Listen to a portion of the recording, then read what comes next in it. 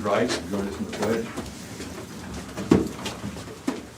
I pledge allegiance to the flag of the United States of America and to the republic for which it stands, one nation, under God, indivisible, with liberty and justice for all. Brian, did I not tell you that it was clapping? I didn't get the call. This is good, we didn't include I it. checked my text message, I didn't get one. Good morning, Des Moines County Board of Supervisors, Tuesday, January 26th, 2021. Are there any changes to the tentative agenda? We have an agenda. Meet with department heads, elected officials. Terry Johnson, Des Moines County Auditor. Good morning. I am pleased to announce that we have hired a payroll deputy. So next will be the training, and hopefully it'll give 3 of us some relief so that we can continue on with our regular jobs. So It'll be safe for me to be in the auditor's office again now. it'll be safe for you to call and come in the office, yes. Yes, it will be. So anyway, we're just happy and thrilled, and as usual, we're busy in the office, so that's all I have to announce. Well, congratulations, I know that you guys have been in a tight spot for some time, so. Been an awful tough go for you. Yeah, no, last year was a rough year, and the beginning of the year hasn't been the best either, but we just plug on, so. Thanks, Terry. Colin Gerst, IT. Just keeping busy like always, nothing new to report. Lisa Schaefer, Des Moines County Attorney. Just staying busy, getting ready for jury trials, which are gonna begin in about 3 weeks, 2 weeks. We actually have an associate court set for, the 9th, I believe, so. Getting ready to start trials in a couple of weeks. Brian Carter, Secondary Roads. Good morning. I'll just lead in and follow up with what Terry said, and a ton of credit to Terry and to Cheryl and to Becky for keeping payroll going and keeping people getting checks and stuff like that. That was definitely a 3-person tag team just to keep things moving, and they're all still learning. So I'm glad they were able to get somebody hired. So otherwise, I guess the obvious topic is snow. So we did run last night a little bit late. It wasn't enough to plow, but we did throw material out on all our paved roads. And then everybody was out, motor graders and trucks. We're out at 5 this morning. So it looked like they're making good headway, although now they've kind of brought in another 1 to 3 today. So that'll kind of cover things up. We'll just stick at it and keep going, and we'll keep going tomorrow if that's what it requires. So yeah, things are moving along. We'd like to get it all knocked back as best we can. They're talking some pretty cold weather, at least tomorrow night. So try to get that back, and we are down 1 blade guy and 1 truck guy, so we're spread a little bit thin. Guys will spread out and cover as best they can. The gravels are really hit or miss. There's some places that are blown clear. There's some places where you'll find a 2 or 3 foot drift that's not real big. It's just right there. You gotta bust through it. So covering ground. So the bridge guys, I'm sure that today's probably a day they're not there, but they made good headway last week, and they're down to 1 more pour, basically the top portion of the north pier, and that'll be the majority, if not all, I guess, of the concrete work for the substructure for the abutments and the piers. And then of course you get into some riprap and a little bit of shaping, and then you start figuring out when you could set beams. So it all sounds easier than it is, but they definitely have, like I've said before, made good use of the weather. So it'll look a lot different when we get that other pier poured and get everything standing there in midair, so you can really start to see how it takes shape, I guess. So we are close to having a set of plans ready for the geode paving project, which is in our program. I have a couple cover sheets for the 3 of you to sign today. We are still working on it, but one of the women in my office is going to be gone, leaving on a vacation here for a week, so we're gonna see if we can't get that stuff out, if she can get the bid documents together. So if for some reason we find something, because it's just a little bit early, we're still putting the final corrections on the plans and stuff, I may track you back down for another copy, but since you guys were gonna be here, I'm just gonna go ahead and get them signed right now, and if we can get them mailed out of here this week yet, we'll call it a success. We got with Terry, and I think we're looking, if everything holds together, maybe a late February bid date for that. So, February, I wanna say 25th, I'll remind you of it when we get a little bit closer. That is a local job, so we'll do a local bid letting. Short little job, I mean, we're talking about a $200,000 to $250,000 job, just to do that hill that's falling apart there west of the dam. So, but it needs done, and glad we're in a position to be able to move forward and hopefully get that bid, and that'll be work sometime this summer. I've been in touch with Henry County, and they're aware of it, and I've been in touch with the DNR there in Geo, just to give them a heads up, so. How far does, our line go up that hill? 'Cause Not I know very it- far. It's not very far. Well, you go up the hill, but once you get up on top of the hill, the lines, That's Henry County? yeah, you don't go very far. It'd be impossible for to describe it just as we sit here, because there's really not something obvious there to tell you where it's at, but it's not very far at all. I know that first house right on top of the hill is in Henry County. Yes, I it do know is. that. The line, if you can envision, the road's kind of running like a west-northwest, and the Yeah. line's running due-west right there, so there's a sliver of land where, as they diverge, I guess, so, yeah, it's, you don't go very far, but we do own the hill, unfortunately. I couldn't trade that to Henry County. Give it to So- them. It's worth a shot, but they weren't interested in taking it.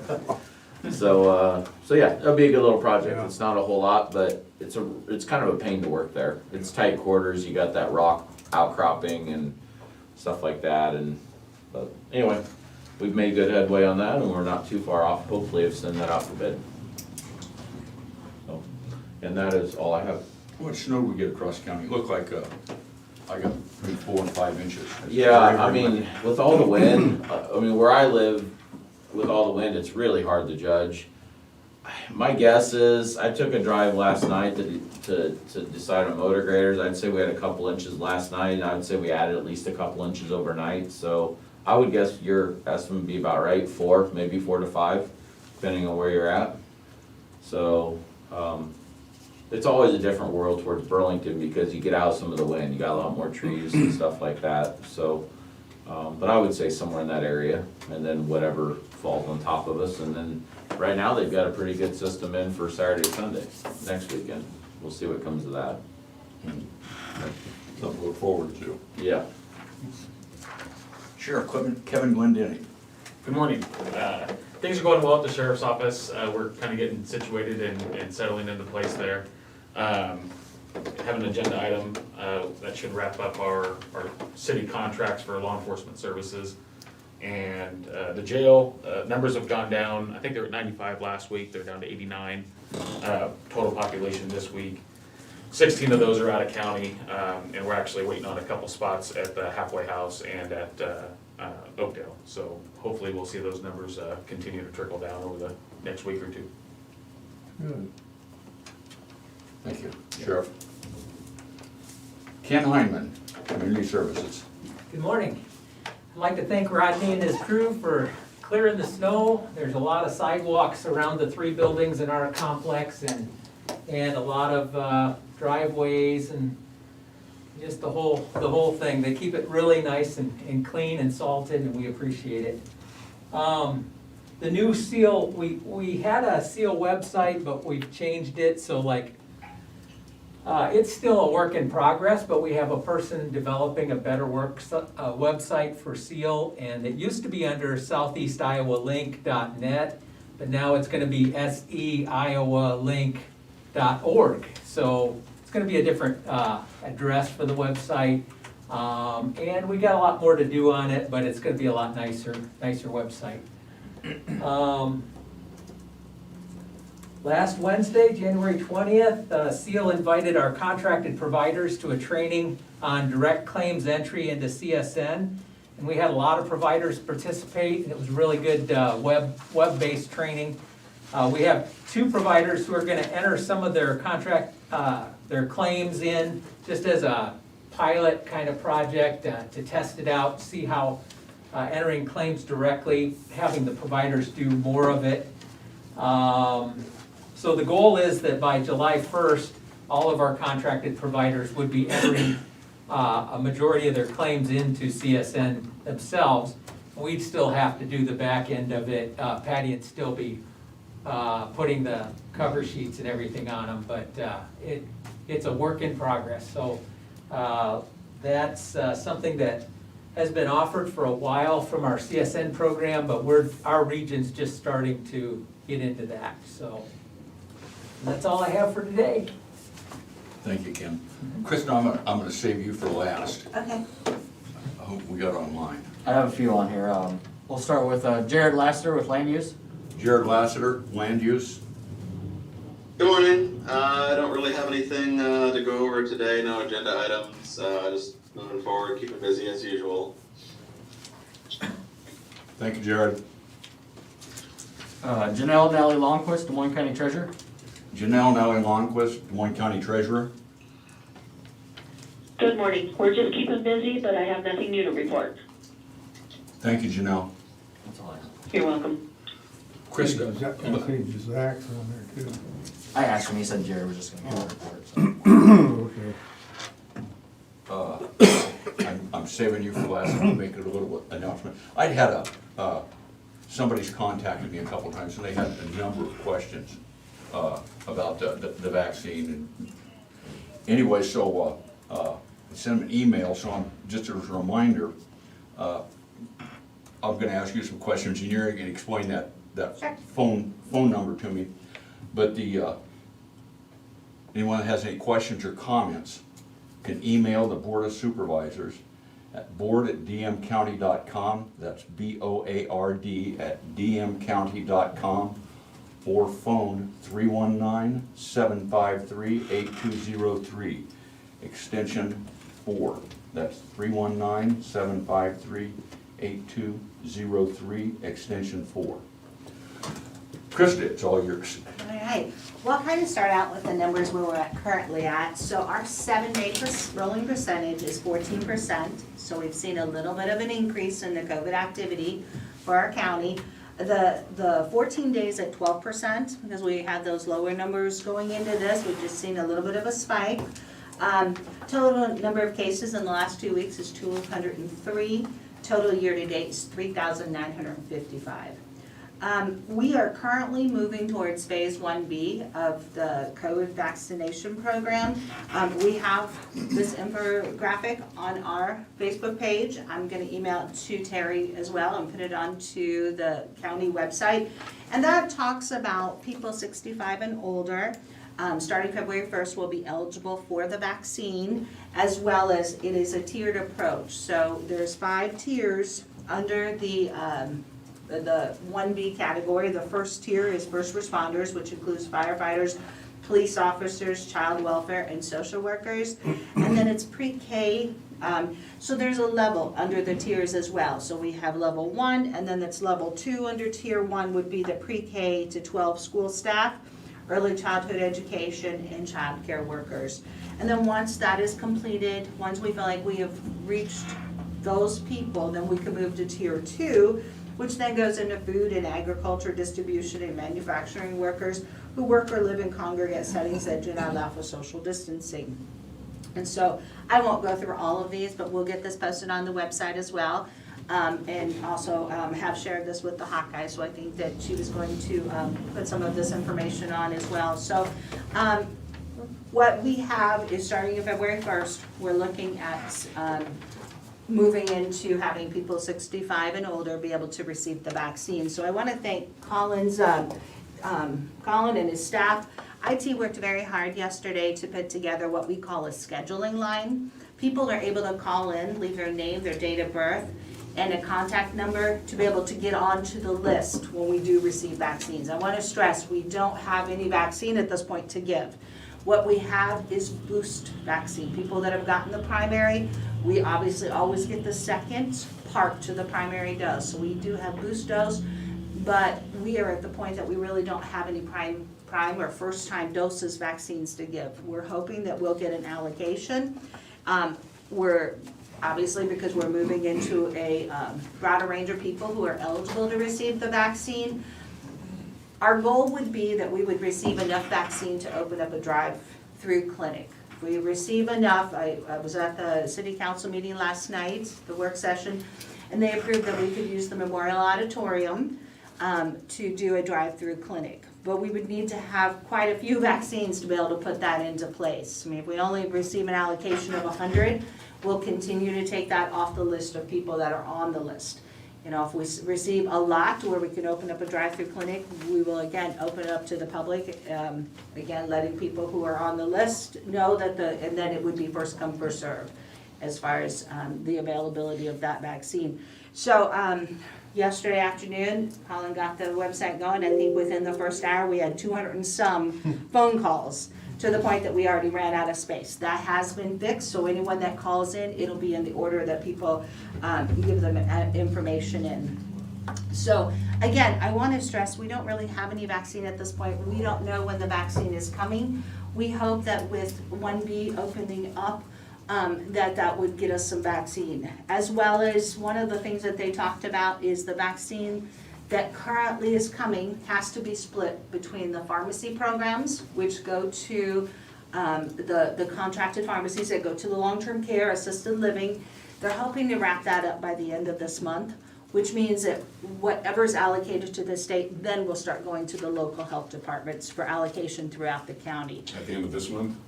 Yes, that is the hope, and I know that it is my understanding from what I've heard that within the very near future, all of the long-term cares in our community will have received the vaccine. So if that's the case across the state, the whole allotment is, the federal government and the state had an agreement that whatever came to the state had to be split. Half of it went to the long-term care pharmacy agreements and half of it went to the counties for to be given out amongst the community and people that fit into these phases. Once that long-term care obligation is completed and the nursing homes and long-term cares are taken care of, then all of that will start coming in to be allocated to public health to be spread amongst the community. So we're hoping that in the very near future that will increase the amount of vaccine that we receive. So to date, people who live in our county have received 2,077 vaccines. Our county providers, so people in the county. Does that include long-term care? Are those just the vaccinations outside the long-term, outside the ones the pharmacies are given to the long-term care? You know, that's a good question. I'm assuming that probably does include everyone in the county, all recipients that live in the county.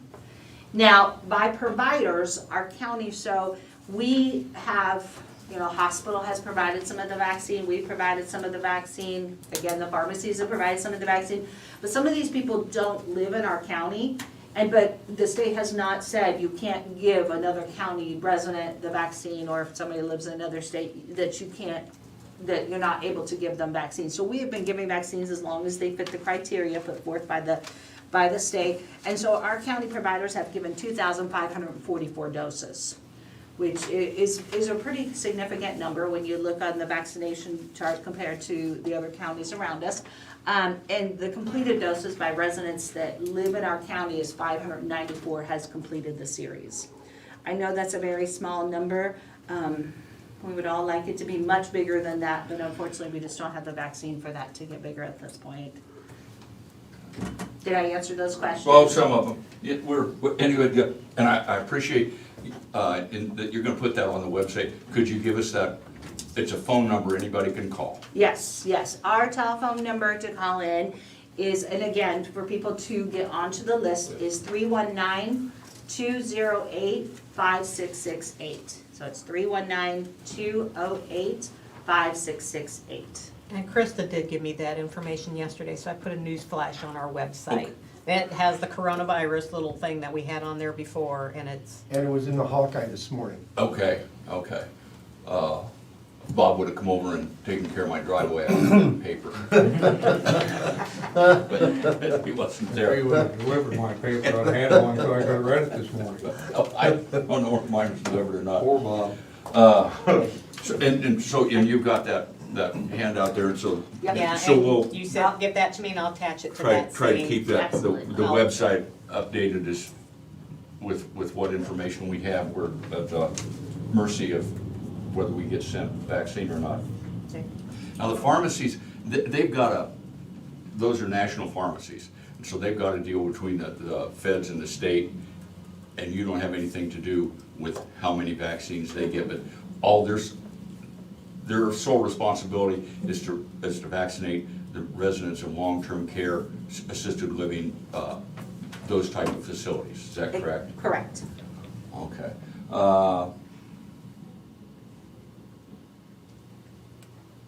Okay, and you said last night the city council approved using the vaccination as a site for a drive-through. Is it be drive-through, or people are gonna have to go in, or are you just gonna set up there because it's a big parking lot and have a drive-through? I actually have a copy of the map that we've kind of put together for this program. It would definitely be a drive-through. Okay. So coming in,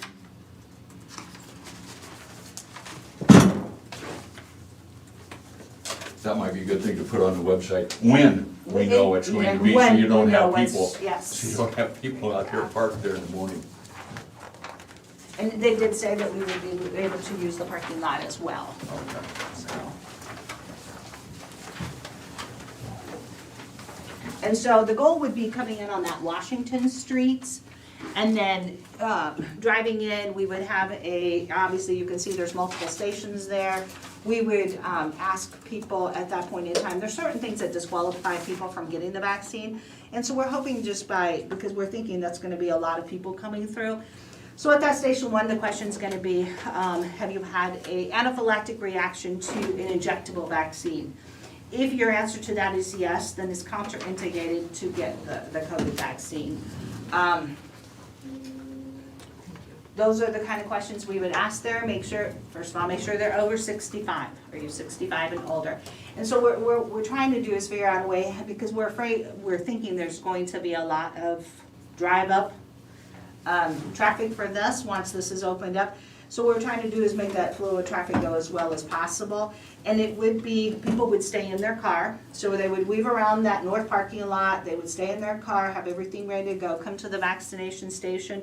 And that is where that canopy is that you drive under. And so we plan to vaccinate there. And then the vaccine requires people to stay 15 to 30 minutes after the vaccine. If you have a history of taking blood thinners or those kind of things, you have to stay 30 minutes. So what we have is a parking lot set up in that south side, and the goal would be that people would stay in their car. We'll monitor that. We have, healthcare professionals out there monitoring that as well. And we're gonna ask people that, if they're having issues, that they either honk their horn, turn on their flashers to notify. It makes it easier to monitor in a large area like that. And of course, we'll still have people that will walk throughout the parking lot as well. Gina Harden and her CERT team has been great in helping us try and figure out volunteers to do this program as well. So everyone's really come together. The fire department has been working on, they have a incident command center that they can set up. So that circle in the middle there would be that we've put our name on an a portable incident command center we could set up, because obviously if this is winter time, it's snowing, it's cold outside, we need a place for the staff to be able to put things without everything getting wet, the informational forms, as well as to be able to go in and out of. And so we are looking at that first site there, having the McGruff trailer, just to be able to have the supplies that we need, and then there would be an incident command center tent kind of in the center, and then again, so that's tentatively where it's at. So we're hoping that, again, this is all dependent on getting vaccine, because we have all the plans in place, we're ready to go, but we need the vaccine. And so we tentatively went from February 1st, since that is when phase 1B opens up, and hoping there would be a vaccine with that, but we have plans. And I believe you've told me this a couple times, so my memory always needs to be refreshed. You typically, you would find out early in the week, Monday or Tuesday, that you're getting X number of vaccines, and it would show up later in the week. But you don't have any more notice than that. Yeah, we don't. Usually it's typical Monday or Tuesday, and actually Monday was not very productive. The only thing we were notified of that we would get booster doses to match the last round of vaccine that we received. Yeah, so I'm not real sure what this week looks like. I was very optimistic that Monday was gonna look good, but it didn't, I don't know that we're gonna get anything this week. I'm still trying to call the state and see if I can get any clarification, if they're gonna send out more notices. Yeah, unfortunately. And Doing 100 million shots in 100 days, we're gonna need some vaccine. Yeah, I know this is extremely frustrating and stressful for everyone involved, and we could get this on the website, but not before we know when it's gonna be, so we don't have 1,000 cars down there 6 weeks ahead of time. Anyway, the individual I'd heard from, you are free to call or email us if you've got any questions about this at all. And we will continue with the meeting, but you can call at any time, and it won't be a big deal if you interrupt us. So, thank you very much, Krista, and I know it's frustrating.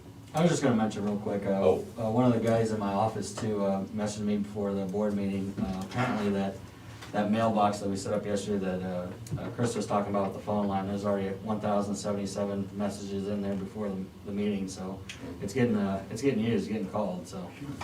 it is. She's, I feel kinda bad for Krista, I mean, they got a lot of stuff to go through over there.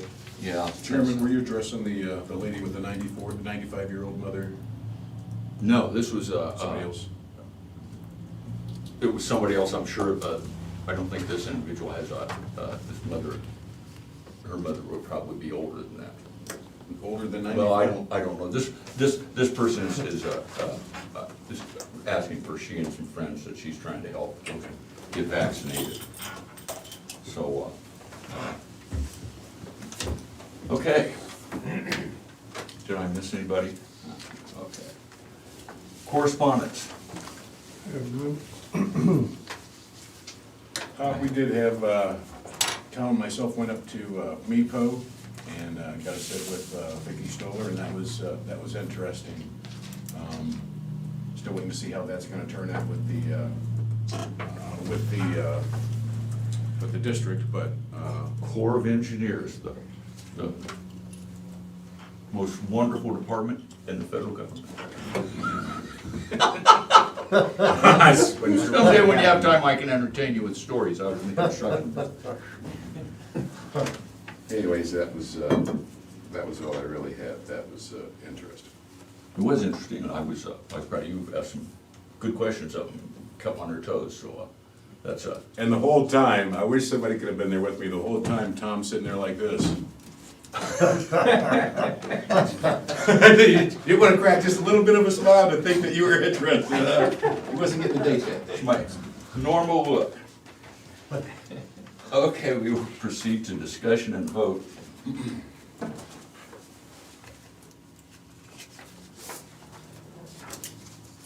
We have a City of Mediapolis law enforcement agreement for fiscal 21-22.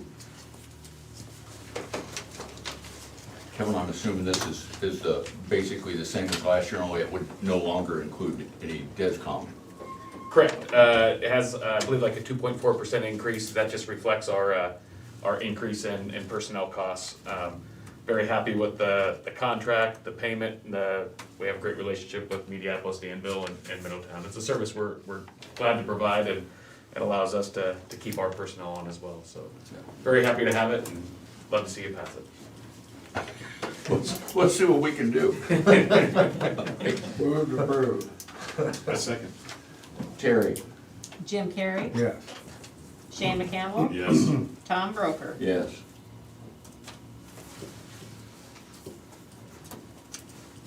Ice Fishers of America. Salute you.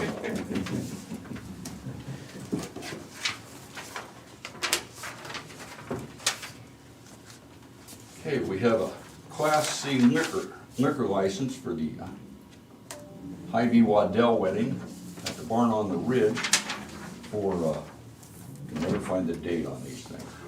I think it's 3/4. March 4th. March 4th. Move to approve.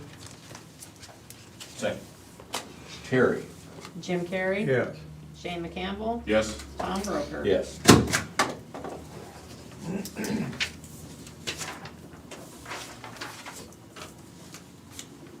We have the annual fireworks permit for J&M displays. I move that we accept the application. Second that. Terry? Shane McCampbell, Yes. Jim Carrey, Yes. Tom Broker. Yes. You know, it's kinda nice watching them test them. I can see them from my house. I can catch them every now and then too. Do you? Yeah. Yeah. Over the years, we've pulled off alongside the road every once in a while when we'd be traveling about and watch those for a while. So Yeah. that's a,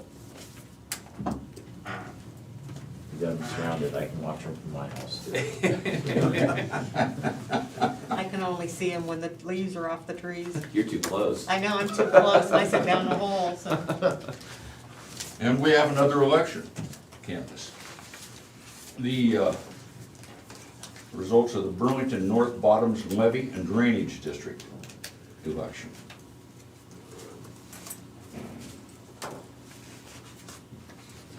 This one has fewer ballots to count. Well, then, it'll probably be safe for me to do it, but that's, these are all. You can unclip that if you need to, Tom. They need to take their shoes off. That's That was pretty good. That's an experienced department head. Tom, Are you one of those? Okay, thank you. I guess I do too.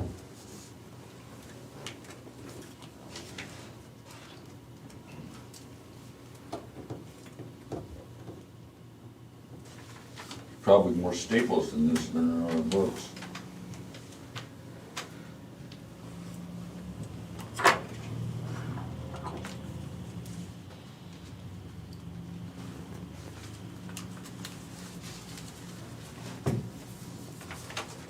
Because what they did was staple the envelope to the ballot. What? They stapled the envelope to the ballot from each entity that gets to vote for this one. need this knife back. No, well. Fortunately, we weren't paid by the hour. The most physical labor I've seen out of a board member. I don't wanna read that in the paper. Start typing.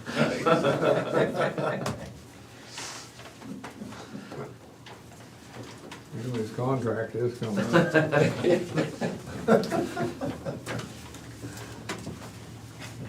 This has gotta be riveting on YouTube.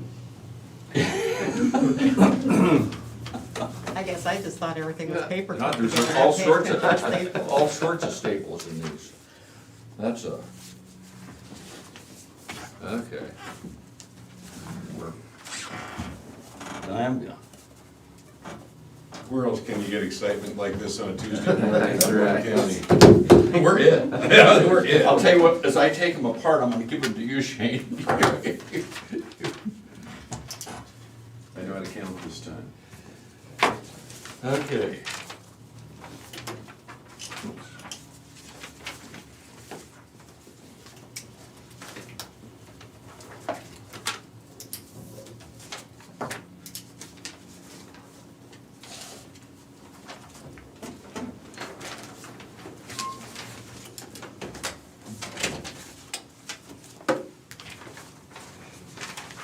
Brian mentioned that I am concerned about this cutting into our YouTube numbers.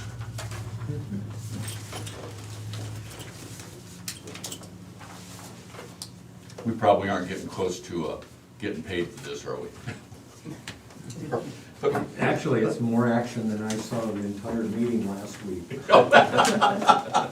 You probably dozed off. Are we in double figures yet? Average about 10. Do we? Oh, not bad. Okay.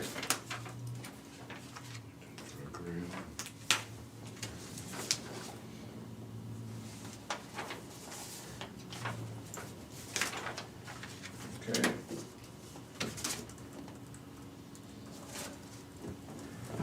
you got?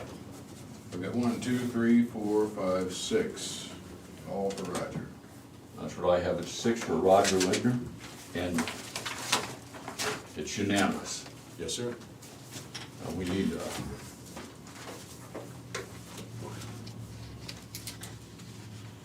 approve the election results. I move that we approve the election results for the Burlington North Bottoms Levy and Drainage District. I need to look at them. No. I had a guy watching last week, he said, how do you know that election was right? You didn't even check the ballot, so I'm looking at it. And it said beside that. He knows you're watching. And he told me, he said, beside that, you look silly having your mask hanging over your ear. So you got fashion critique and. Well, I'm gonna do this right. Like Brian, he said, no Brover didn't take off his shoes, so he didn't count. So they couldn't tell if I'm looking at it right now.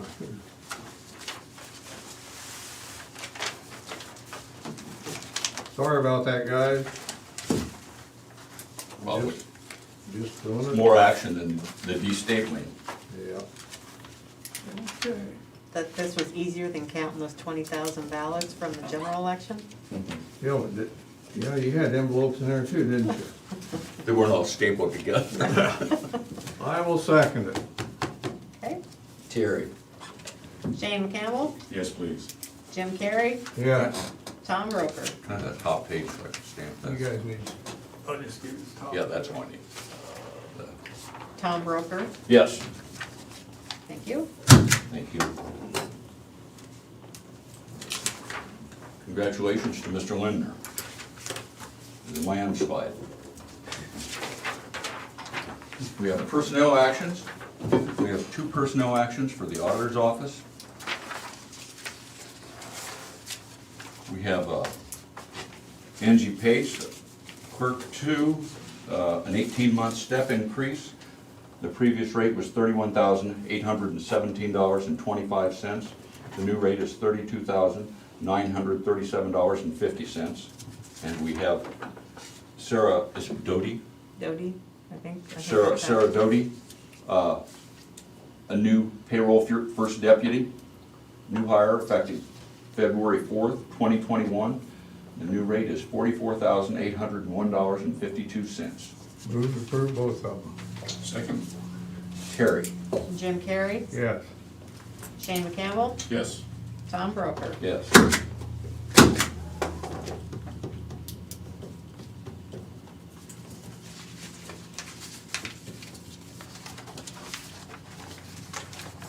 And we have one personnel action for the conservation.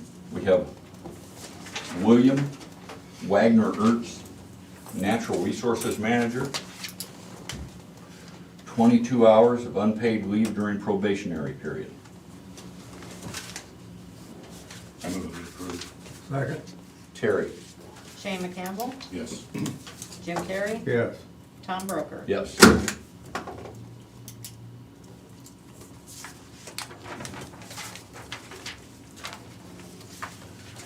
We have reports. We have clerk of courts report of fees collected for December 2020. We have the jail statistics for December 2020. We have the county auditor's report of fees collected for the quarter ending September 30th, 2020. And the county auditor's report of fees collected for the quarter ending December 31st, 2020. These reports will be on file at the auditor's office and available for public review.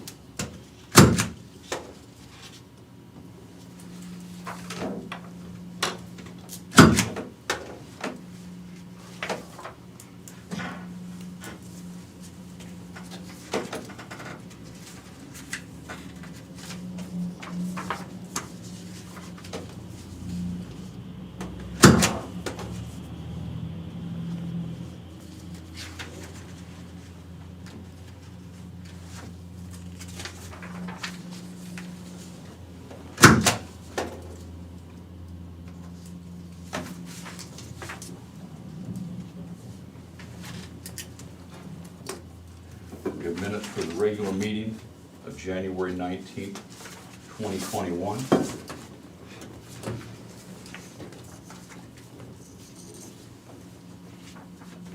Move approved. Second. Terry? Jim Carrey, Yes. Shane McCampbell, Yes. Tom Broker. Yes.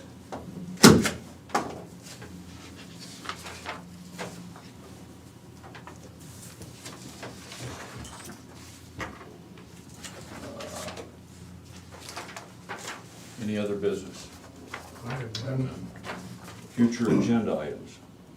I have none. We should probably get that compensation board on the agenda next week, work for you guys. That's fine. Uh, And also, when do you want to do the employee evaluations for the, Probably schedule them for the next couple weeks, why don't you touch base with Colin and Brian the three that are in here? and Ken, yeah.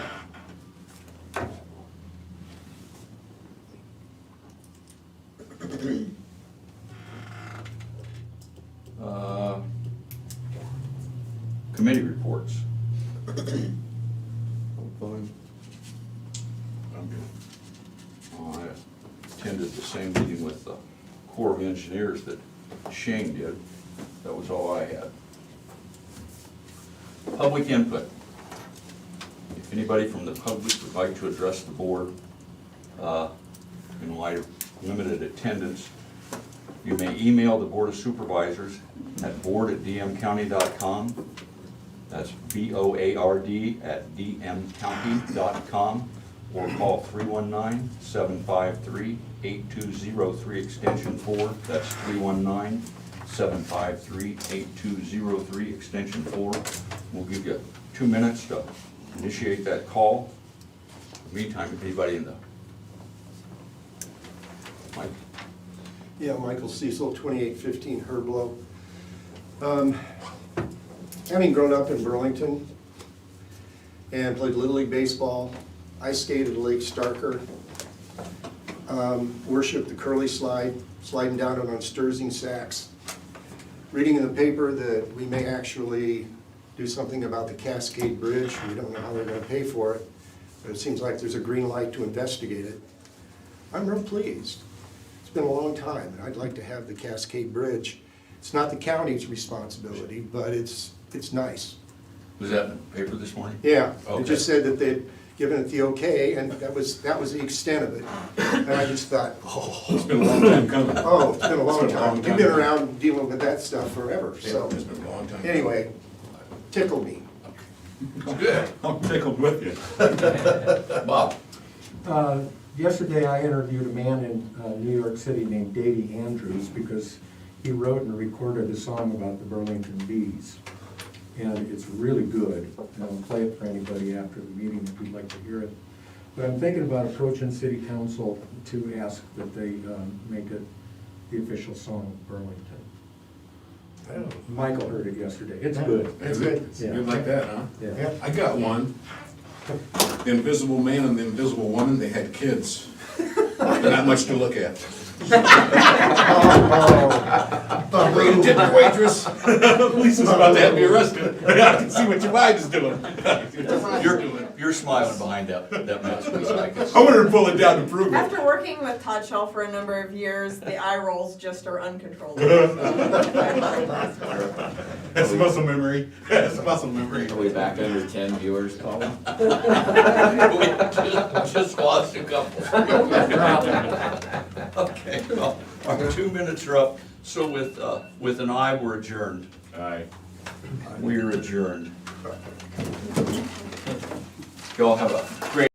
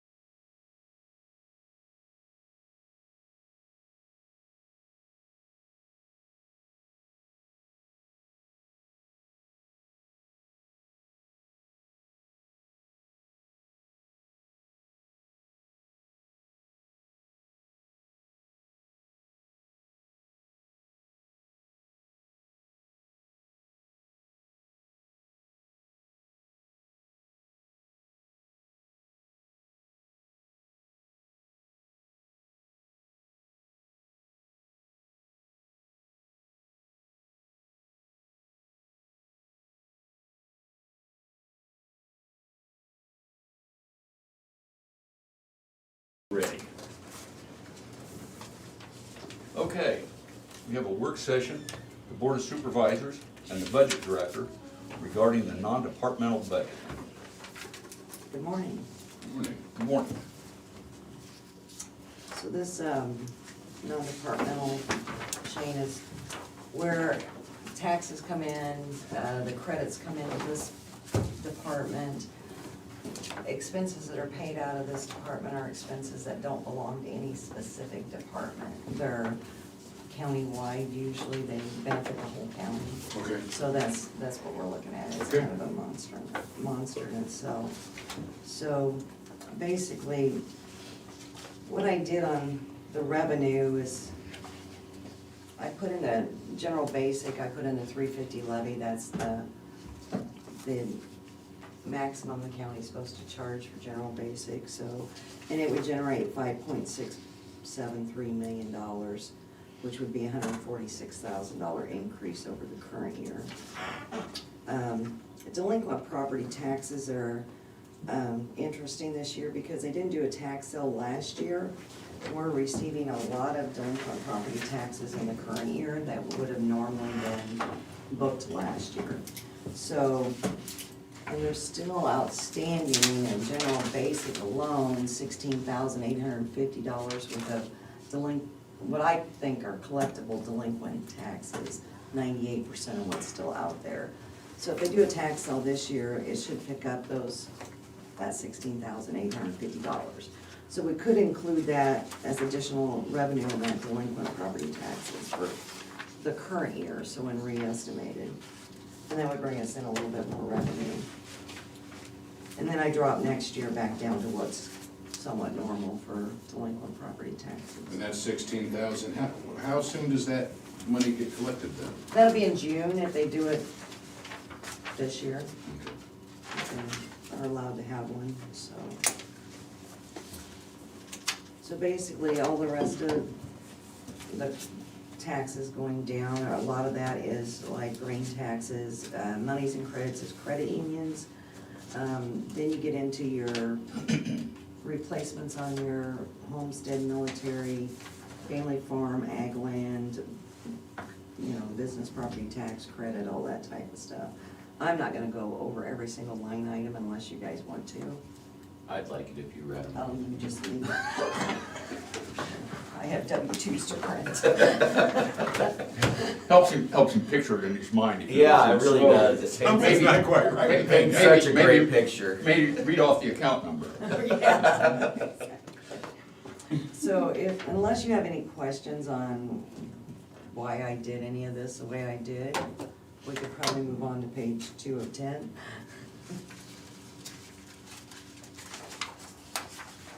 On the top of the next page is local option sales tax. We got $190,164 in last year. I think we're gonna get $196,740 for general basic in the current year, but I'm gonna drop that back to $190, because I think it's gonna start decreasing a little bit. Pari-mutuel wagering tax, $170,000, I think that's pretty spot on, and excursion boat gambling stays around $20,000, so we're looking at a total revenue of possibly almost 6.9 million, which is, of course, down from, it's higher than what we had for last fiscal year, but it's right about where we're at, right, for this budget year. Except for those delinquent taxes, you gotta take those out of there, that's skewing everything, so. You guys have any questions on that? You said, oh, no, okay, I'm good. I was just looking at boat gambling and but I got the numbers. I don't have the GIS number in for expenses. we do have that now. I haven't put that in yet, so that's gonna be another 100, probably 20-some thousand right there. So I'll have to add that. We've got the secondary road transfers in, outside services, and, Local option sales tax, that that's for the bike trails. That bridge. Anyway, so we've known eventually this was coming, so now we think it's gonna be this year, so we gotta come up with an extra $100,000 to give the state for that bridge going over, Little history there very briefly. Holy cow, all the way back to, it's probably been 10 years. This was probably on the books already when you came on, Tom, roughly. what we knew. When the DOT finally decided they're gonna move forward with 4-lane, it was in the same time frame, give or take, as the county had kind of jumped in to the Flint Creek Trail project, which involved the city a little bit, probably in your tenure too. So one of the segments was the segment that they were ultimately looking at connecting from Stars Cave, actually from the Flint Creek Bridge on Highway 61 down to up to Flint Bottom. There's that segment that's all in DOT ground, DOT right away. Yeah. In fact, if you've noticed when you drive by there, you can tell they graded and paved for a trail alongside the new bridge that was along there. I'll show it sometime when we're out. Okay. Anyway, the DOT, I have to give them credit. Bob Beck and I went to a meeting with the district engineer and some staff there, and this, like I said, years ago. And they offered to do the grading and the paving of that connection within the right-of-way. So when we're talking from under the bridge, a loop up on top, a wider bridge, because the trail sits behind the guardrail, and then grading and paving that trail with concrete all the way up to the edge of the right-of-way where it hooks onto the shoulders with Flint Bottom Road. They did this on their tab? Well, not on their tab. We had a grant that we had secured, and it was, I want to say it was a $500,000 grant, but I think it ultimately was $400,000, and we had to foot $100,000 of it. So for $500,000, which But this is $500,000 worth of trails and the work that they're doing that around. connectivity was, they agreed to do all that work as part of their project for $500,000. Okay. The 400 came from a grant, the 100 came from the board or from the county. Yeah.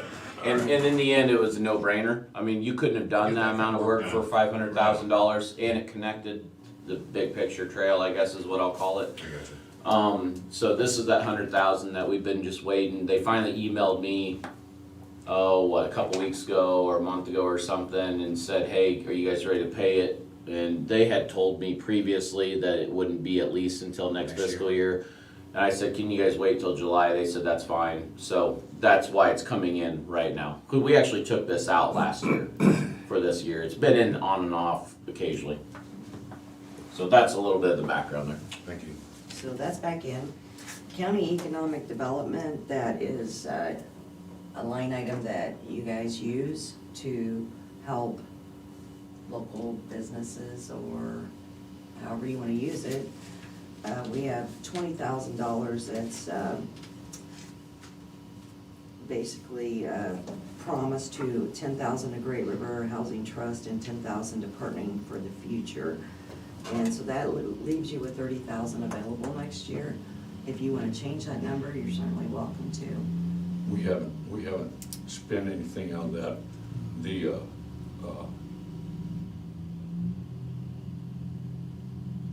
They don't come very often looking for money to us.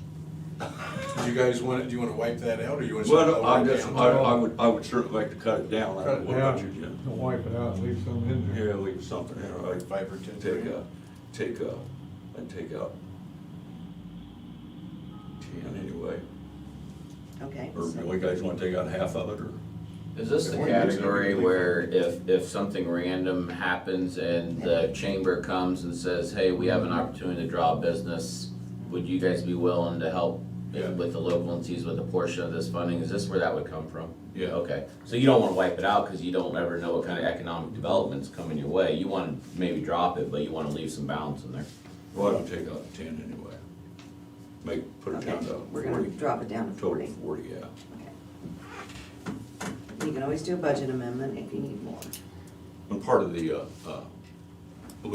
is when you go to the city gets hotel motel tax. So we don't get any of that. we have to set ours aside. Yeah, that's what I mean, so some of the, like the rec bucks and stuff, you're gonna get some of that through the back door.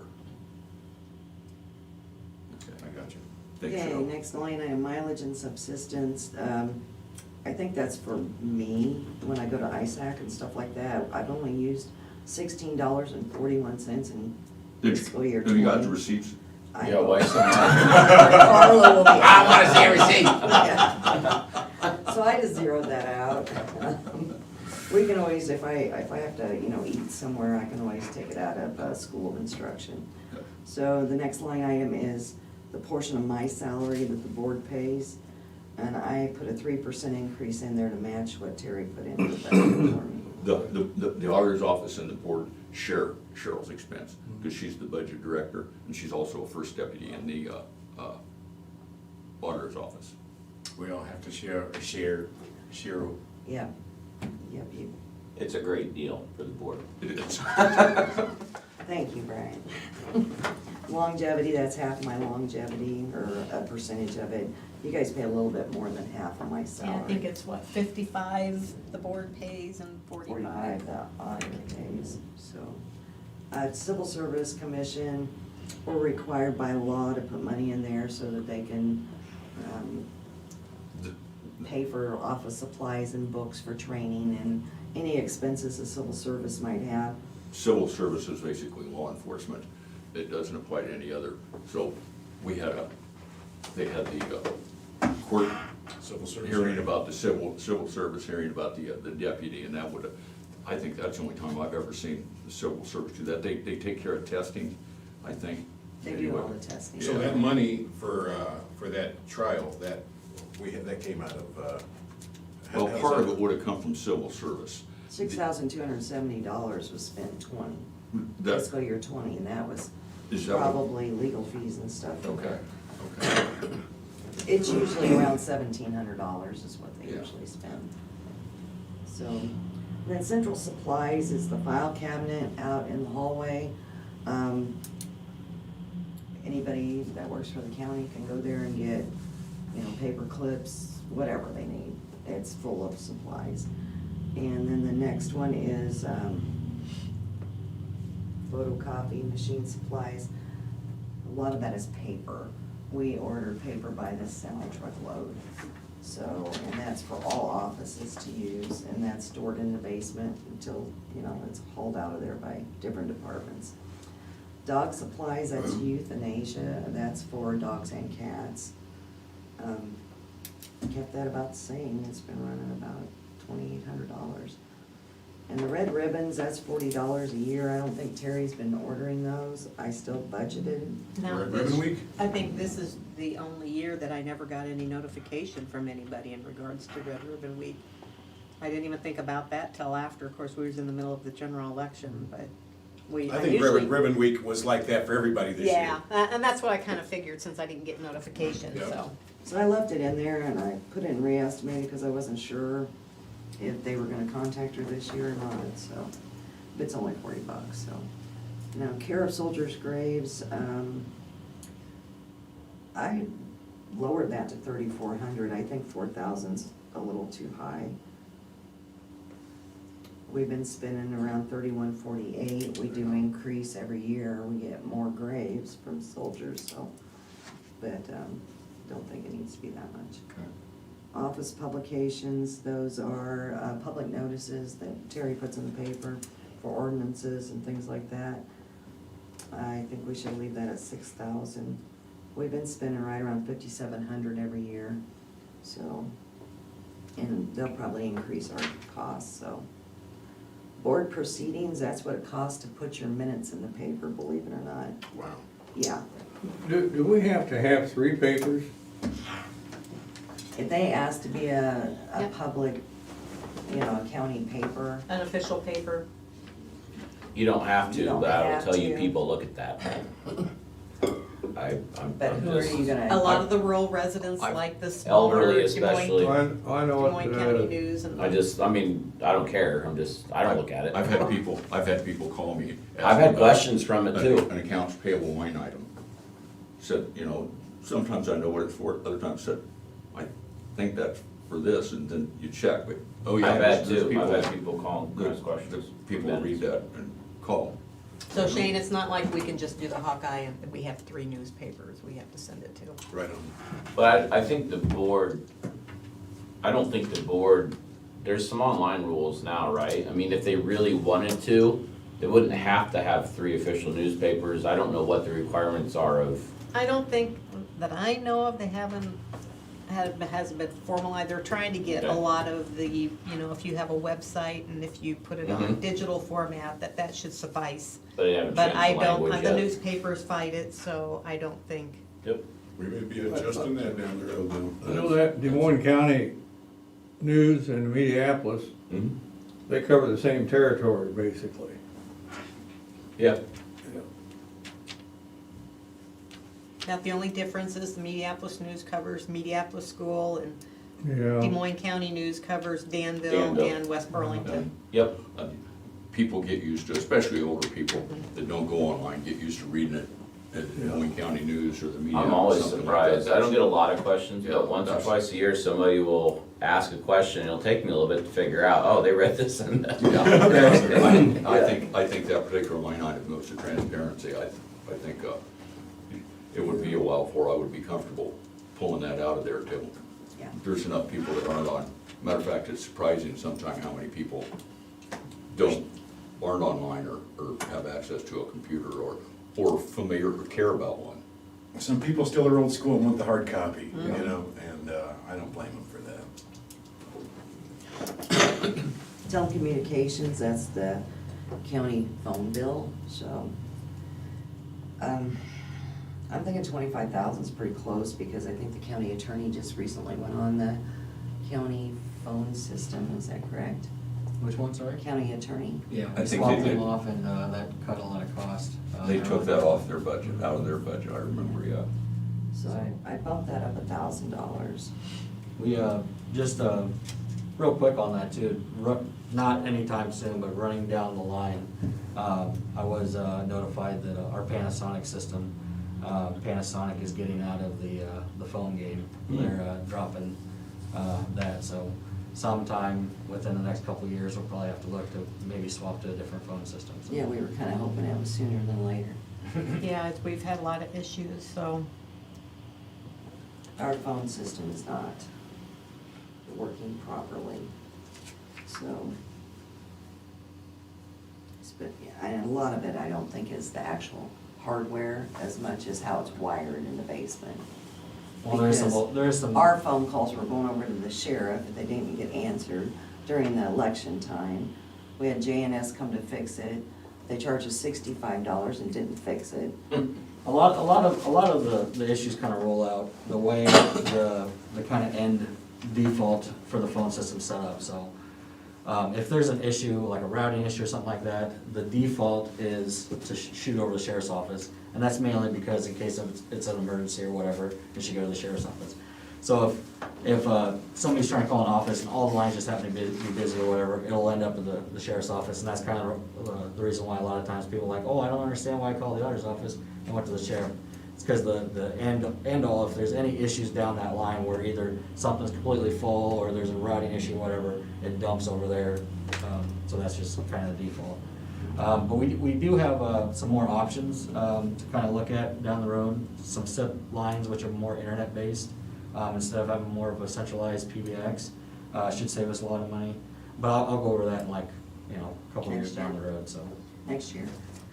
Might as well start planning on it, huh? Or you could wait 3 years and then do it. I do recall when we put the Panasonic system in, there was we'll say a pretty interesting time getting all the offices to agree on the system that we're using. So it's I gonna be- remember I never thought those about it, I'll days. bet. Yeah, it's gonna be a very interesting. Yeah, there was a lot. Interesting time. You know, this Hard to one wanted a believe. cordless still, and this one wanted. Some wanted you know, it. Yeah. Some wanted They the say pure, hard to believe. some wanted the pure analog like hardline. Some wanted to switch to the digital. Some wanted a little of both. Like right now, the county is on a PRI system, and we share 23 throughout the pretty much all the county offices except for like secondary roads. But out of those 23, there's certain offices that are set up different, like public health, for instance, are on 3 old school analog lines. And I think the reason why at that time when we swapped is because A, they had an old school fax that couldn't be on it, and they also had a service on one of their old freezers over there for that was like the vaccine freezer or whatever. And it was set up so if the temperature dropped on it, whatever, it would kick out a call so that they were aware that there's an issue with the freezer, and that wouldn't be able to be put on that system. But newer hardware, so since we've moved a little bit, it'll make it much easier to move those lines around. Good. It's good news.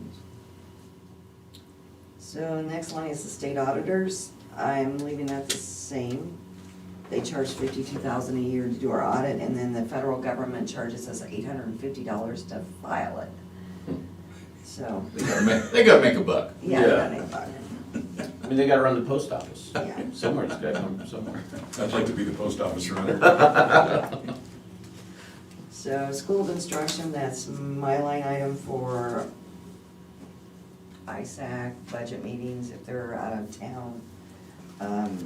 Terry's taken me to some election stuff in the last couple of years, so. Is Tyler kind of put the iCube stuff on hold? I have not heard a single word about IQ. Yeah, I haven't either, so I was curious if you had. So, nothing. Yeah, I used to go to Ames to IQ meetings, and I haven't heard that they're having any of those, so. A lot of stuff's getting canceled already or going on. Yeah, I think even our March ISAC might even be all It's virtual. now canceled and all online. It is? Yes, I had not heard just that. heard that. So really, I probably don't even need $500 in re-estimated, because that was basically for ISAC, and they just. Well, so. if you register for online, they still have fees for that. That's so. true, we still have to pay the Yeah. $200 registration fee Yeah. probably. But I could probably drop that down to whatever the registration is. And then next year, who knows? I mean, what they're gonna do. So labor relations services, Labor Relations Services. that is our attorney. Union contracts are up. Okay. This fiscal '22 is their last year, so a year from now, we will be negotiating with 4 unions. So anyway, so this is our labor. When does those talks begin? Before, I mean, It would be nice if they'd start them in October, November, but they like to wait till January, because they know we've got to get a Yeah, budget budget. done. And they have to agree to get it, I don't know. All I can tell you is that we'll be negotiating with the unions next year. Anyway, so when we, in the past, I see 3 years ago, we had $30,573 anyway. We put, you don't know, anyway, that's what historically we put in on negotiate years. Add that much money. So planning and management consultants, we pay for Crash, which is our, HIPAA, and cost advisory services, out of that line item. This current year, we also paid for that hazard mitigation stuff. So that's why it's up this year, but back down next year. City County Safety Director, that's Angie Ballin, her office. Dues and memberships, on the next page, I give you a list of all the dues that we pay. Chamber, Greater Burlington, ISAC, NACO, Russ, and Tri-State. I'm sorry, Cheryl, can you go back to Angie Bond? Yes, So the City County Safety Director, this is our cut? yes. How much is she getting paid? Well, there's two employees. They've got, Angie has an employee. they've got the, Oh, okay. she's got an employee, and then they've got. That's for her office, Does Jane. training, Okay. there's an office, so. Okay. Yep. Yep, so we're paying for our share based on population, I believe it is. Based on employment. Employees, Number of employees. that's right, number of employees. So dues and memberships. Full-time equivalents. Yeah. Oh my God. That Russ membership might go down to $5,000. All right, I'm not sure yet, but, well, let me know if it does, and we'll lower it. yeah. If it doesn't, we'll leave it at 8. But I've actually lowered this line item, it was 20,000 this year. And I've got it down to 16,143. I mean, the chamber might increase their dues, or, you know, Tri-State or any of those others. ISAC might raise theirs. We pay them a chunk of money every year, I'm guessing they won't be $6,500. lowering theirs. So. What'd you decide on, NACO, Tom? Doesn't make any, they do some good things, lobbying. Yeah. They do. That I appreciate. It's one of those things when things were bad enough, I didn't feel badly about using them, not paying anything for it. And I haven't submitted that invoice for payment yet, so. So, They do work for the counties, you know? Yeah, do. national. Was this where you're talking about where they try to shame you and say that this is? Yeah. well, yeah, that's what they said we were free riding, or I told them we were free riding, and they already knew that.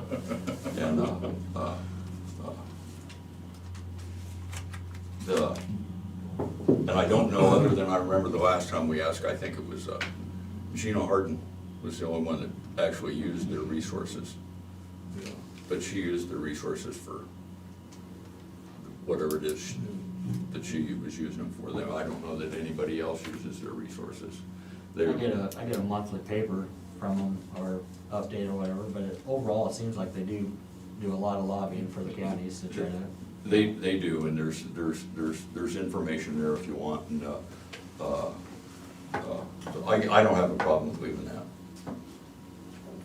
I don't, but I don't have a problem taking it later if we have to do that, though. No, I don't either. It's certainly nothing I'm with. So the next line item, Southeast Iowa Regional Planning, they went over that with us. And then matching funds, South Iowa Area Crime Commission, I think is Southeast Iowa, maybe, Area Crime Commission. I left that at the 29,295, which seems to be the popular number most of the time.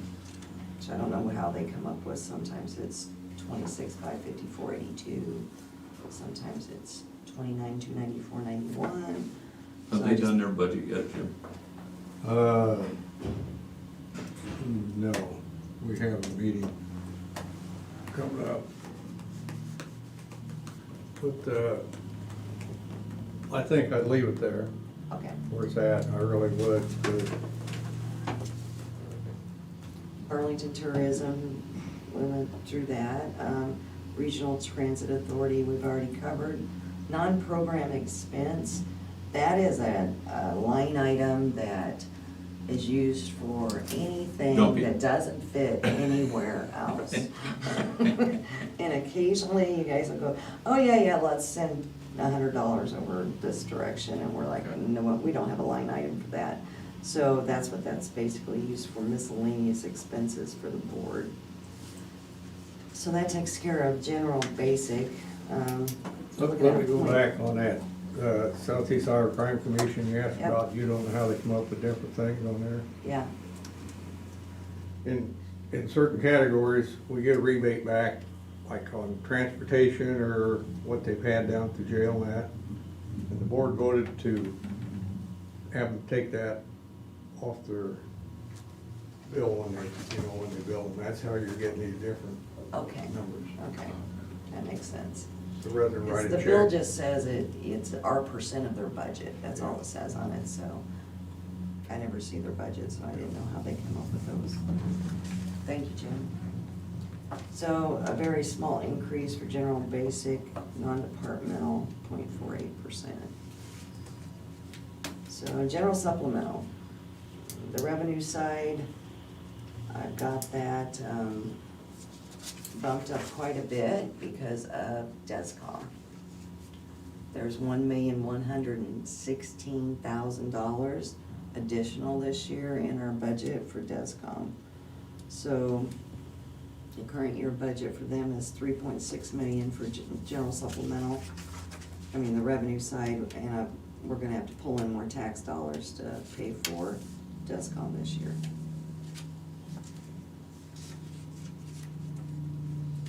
Which will shift some of the credits over to supplemental. They'll get a higher percent next year because we'll be increasing that levy, so.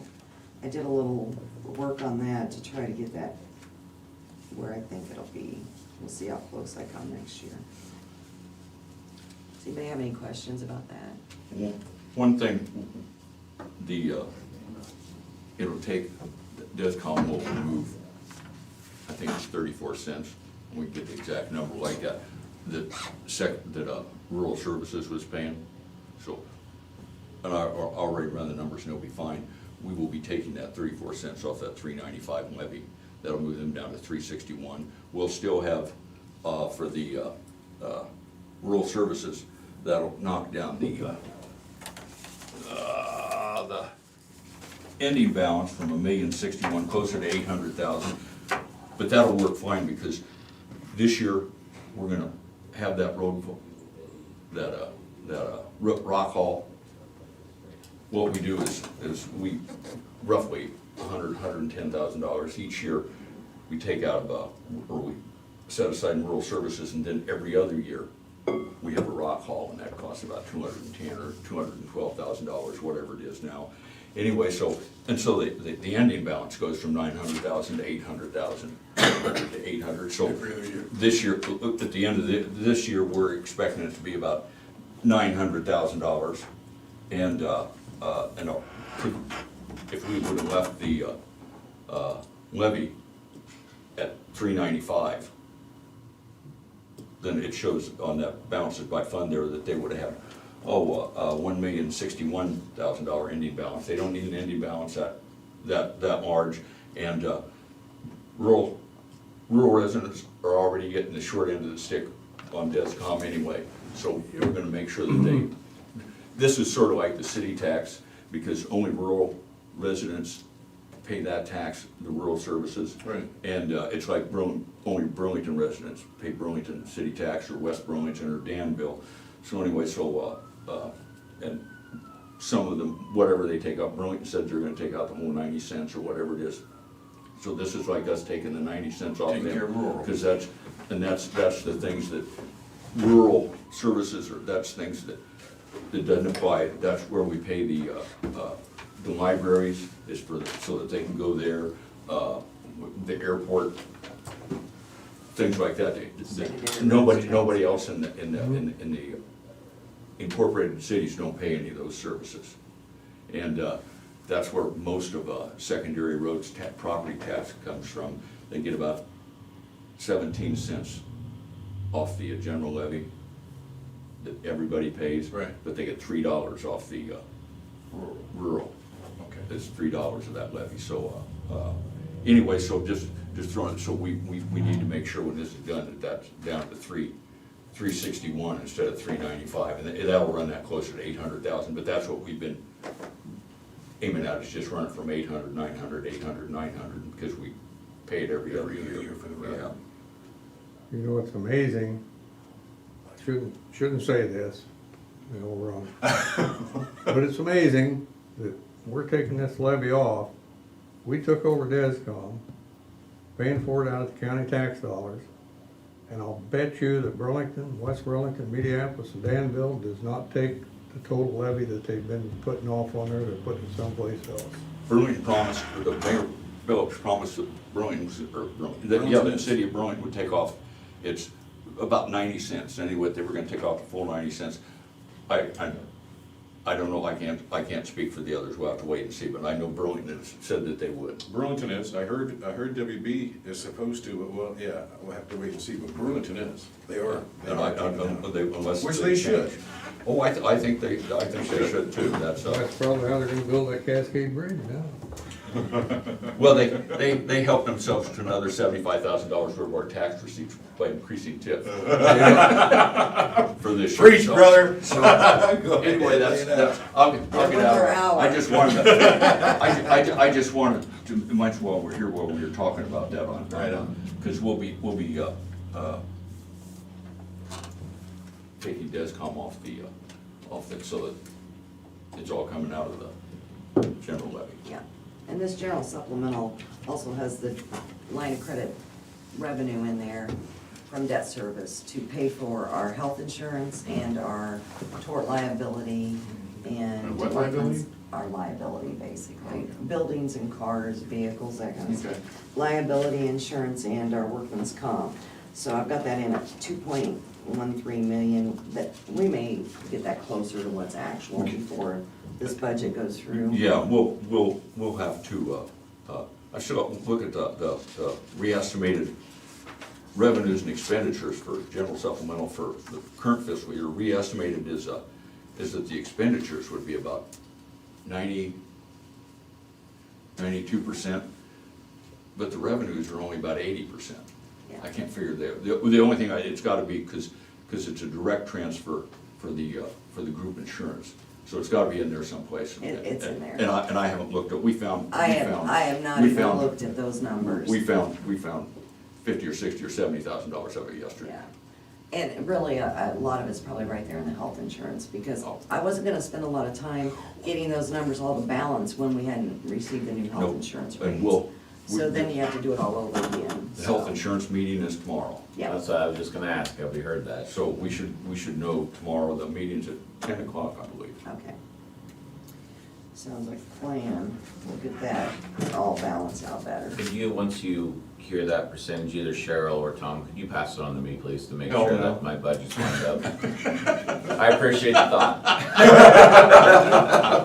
And that'll teach you, or putting sand and All salt. in confidence it. is gonna be correct. Okay. Deny. So we do have a little work to do on general supplemental yet, so, because that is where we pay, you know, Yeah. our liability and employment, and the bond goes through there, so. Mental health, if you look at about the middle of page 4, showing about a 2% increase in revenue. I have his levy right now at .93858, is that right? It's .93 something. Okay. It's 4620 per capita. 46. And I've still got loan, I'm just gonna call and haven't called yet to find out just exactly. There's always about 16 different census estimates, Yeah, you know, because it's estimated there. You have an official estimate every 10 years, so other than that, they estimate, so I will check and see which one the state of Iowa's using, or counties. so we may have to change those numbers. But that's gonna be a little pretty bit, close. But we got it pretty close, so, You say that's in the middle of page 4? yeah. Revenue for mental health, MHDS. Did I not give you a page 4? That's I've got a page 4, but Right now, you see where it says total fund 002, general supplemental? That subtotal there? You're looking at the re-estimated? No, it's over to the left, just above a line of blue numbers, up above that line of blue numbers, right there. oh, okay. Okay, Bunch of little figures. bunch of little numbers. This is all just the revenue, so Thanks, like I Terry. said. Most of it is tax money, and then, money that we'll receive from the credit reimbursements from the state. Does anybody have any questions on that one? No? I may later, but I know where you work. You know where I work. Rural services basic, that's revenue for rural services. Most of that money comes from tax dollars, and then local option sales tax is at $375,000. That's what I'm estimating for next year. We get, of course, the replacements on our credits and the excise tax revenue. And that is assuming that rural services is assuming that we leave the levy rate the same. Yeah. So Tom just mentioned that we may come down 34 cents on that. If we bring that down, then part of those, that backfill will be spread out over the other levies too. Yes. So, those numbers will change. Cheryl, on that rural services, I'll look at that last rock letting, because I know you guys set half that aside. But that's been steadily going up. I'll look at that again and make sure that I've got roughly half of that number for you guys. I don't know that Next year we pay for the rock hall, right? This Yeah, budget we're it's- figuring now will be a rock hall. Yeah, because it'll be spring of '22. Yep, totally. Yep. So, Every even year. So I will get Yes, you, 2022. I'll go back and look at the last time we bid it, look at where those totals are and make sure you got a fairly accurate 50% number of that. I had the whole thing in there for next year. For expenditures, but don't you Yeah. budget for Yeah, half we just of it budget every half year? of it, so in other words, if it's two, we budget one this year, Yeah, that's one what all next I'm year. saying. We budget one every year, then one, yep, no, I I'll give understand you what the you're total saying. cost, however you split it up is Yep. your baby. Yep, I haven't looked at that recently and I'll double check that, cause that has grown, that was growing a little faster than the board was. Okay, was go to growing. page 5. that's Yeah, the, the middle that's of that it. rock hall we haul it, It's make sure called that a every road gets contracted gravel. rock haul. At least every other year. Yeah, within a, right. And, I'm sorry, I didn't mean to race ahead of you, Cheryl, I thought that was buried. no, that's fine, because I may have too much in there. Where'd you go? Where we at? We're in the middle of page 5, it's called contracted rock haul. Okay. And the number is a 711, it's in rural services 0011. There's 108 in there for this, in the upcoming budget, but to spend 215. Right? There's 107 in I don't think this you're, year's budget. I don't think you're off, Cheryl, your expenditure's gonna be in that range, all I was gonna say is I was gonna double check that to see if it's still 215. All right. I think you got it. But we've got Okay. 108 We for have to the budget fiscal this 22, number. right? Pardon me? So We've that's got, okay. we've got 108 for fiscal 22, then there's 107 in the fiscal, the current budget. Yeah, I all show I'm saying is. 107, I don't know where you're getting 108. 108 that's the, oh, I see what you're saying. We're budgeting the 215, so it's an increase of 108, but we're actually, We have to spend the whole we have amount. to spend that, yeah. So we have to budget for it. That's what I We'll mean. have to do a budget amendment. Yeah, one year you budget for it and you don't spend it, the next year you budget for it and then you spend it all of that, Yep. so every other year you're. So the year that we're only doing the 107,000, we're just putting it in there to pull that tax dollar in. That's Save it. this year. That's this That's the year, right? current year, yes. That's the We're just current year. pulling in half of it. Right on. Okay, I got you. But next year, we're gonna actually show the expenditure for the full amount of Right the on. rock haul. So, 3 months from now, you'll get started on, we usually start that in about April. Our guys will start hauling as soon as conditions are right, but with as wet as we froze, I'm guessing it'll be pushing April. I'd love to be March, but I don't know if that's gonna be this year. Don't feel, I have to call Brian at least twice a year to ask him, is this the year we have the rock hall? Is it Next year. And he always has to check. I do. It's hard to remember. I mean, I can tell you whether we did it that year or whether it was your that year, but when you catch me Yeah, in, I don't know, August or September, that's not where my brain's at, so. Try to stick with, remember the even years. So, all I'm saying, Cheryl, is I'll double check that total to see where that's at, cause I have not thought about that, so. Okay, I think you're close or dead on, I'll just double check it. alrighty, sounds great, thank you. So this section that we're looking at right now, this is rural services, so only the rural population pays for these expenses, okay. so. Anybody have any questions about anything in rural services? Why is Burlington Library? We have to pay Because we pay the for libraries Burlington too. Library. So that I can go over there and use it if I Out of want rural to? services. The rural It's to get I gotcha. access, so Burlington, they pay through it through their city taxes, and West Burlington pay through it through their city taxes. But if you live out on 152nd Avenue, then the county pays for it if you live in an unincorporated area. Here's the thing I don't like about this, I'm gonna be honest about this. This library will not let anybody from Danville go because Danville did not pay, to use their library. But the taxes that are coming in that the county's giving them is taxpayers' money. So as long as the county's giving taxpayers' money to them, they should be allowed to go to that library. Middletown people can't go. People live in Danville don't pay rural basic, or rural services. So they don't, the people that live outside of Danville, if you live right outside the Yeah, city right outside limits, they Danville, pay. you pay. But if you live in Danville, they don't pay rural services. Yeah, well, So, and we had quite a little fight over the library, what was it? Oh, it's been quite a while ago. Well, I'll tell you what, it was before you got here, cause Danny ended up, I think, writing a personal check cause the county wasn't gonna Oh, that pay was what a- they wanted, and we sat down, finally they cut a deal. Jim's thought process is exactly where that whole Oh, yeah. thing was, and it was, it Sure, was it's hard heated. feelings. It was heated, rightfully so, as far as I'm concerned. I get hit about that probably once a month. Yep. Absolutely, people that live in Danville are really upset over that. We give $10,000 to Danville Library. Yeah. They've got a little museum there, you know, from the Holocaust. You know, the Anne Frank letters, they've got actual letters, and they let people from Burlington come in.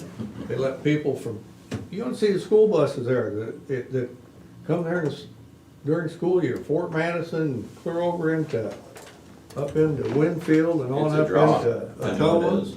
And the really horrible thing is that if you live in Danville, you can't say, well, can I just pay you for Tom Broker's membership? They go, No, if Danville doesn't pay and you're from Danville, you can't come here. Yeah, they don't You play can't take out of nice. it, they won't.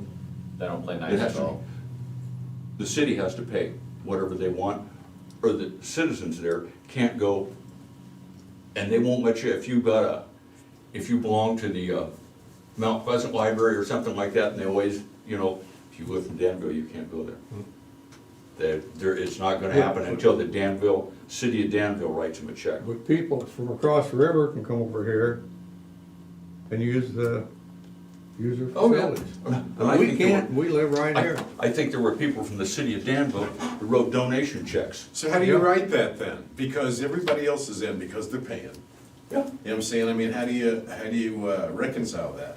Well, and all I remember about reconciling it, and I was involved when they did it, but they didn't tell anybody that they said, this is a great deal, we're gonna build a new library and everything, and it'll be cost effective and everything. Then as soon as it's built, they said, this is what it's gonna cost you.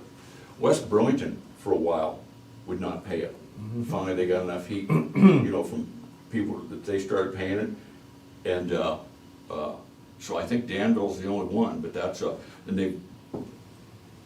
it's a deal.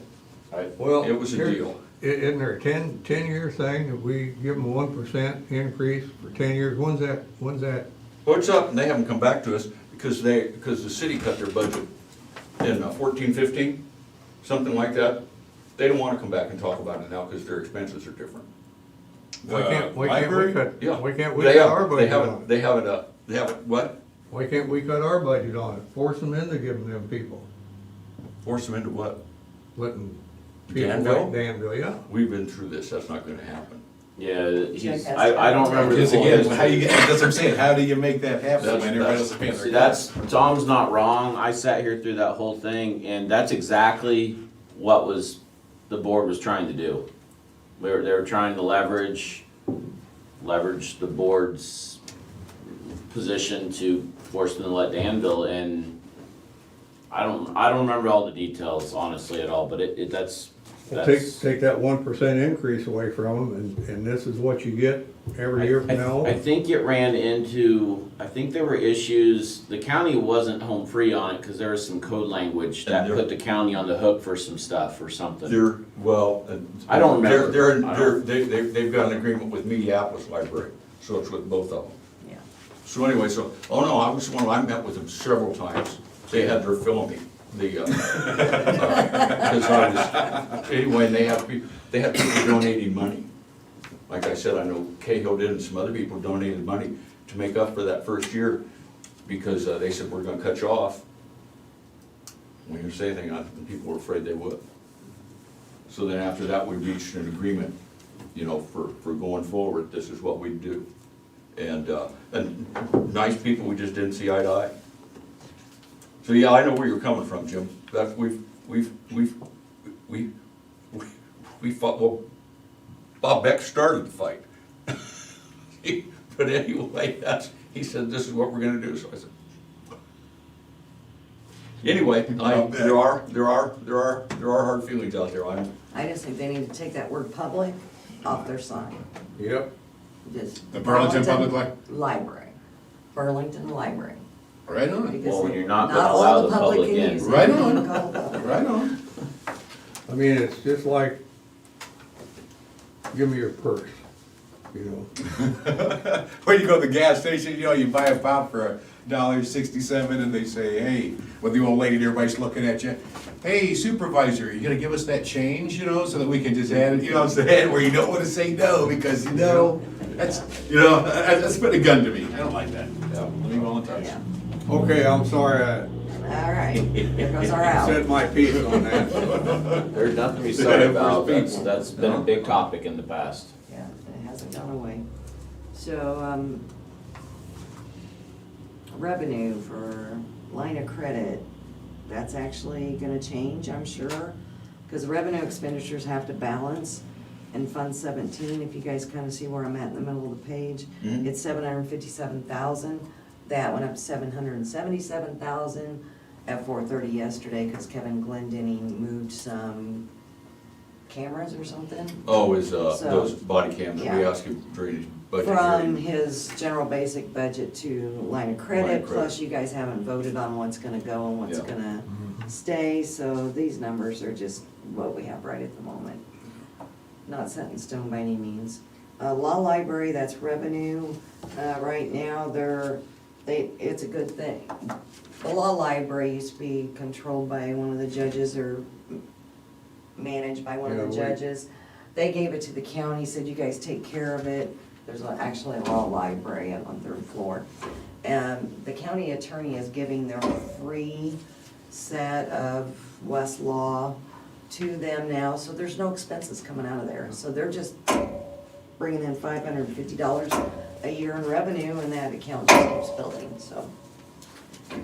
That's where we're at with the law library. So, let's skip down to capital projects, the middle of page 6. It's Fund 1520. This is the Highway 99 bridge. Brian and I talked, and we're kind of concerned that maybe this project won't get done in this fiscal year. So we moved $150,000 into next fiscal year. Most of that is retainage and cost overrun type stuff. It may be short, it may be long, we don't know. You can No. grab a coin and flip it. Yeah. Good luck telling me when that project's gonna happen and when it's gonna done and all that. We're not gonna spend any more or less money. I think there's been 2 small overruns already that we've done change orders on. Again, conditions underground.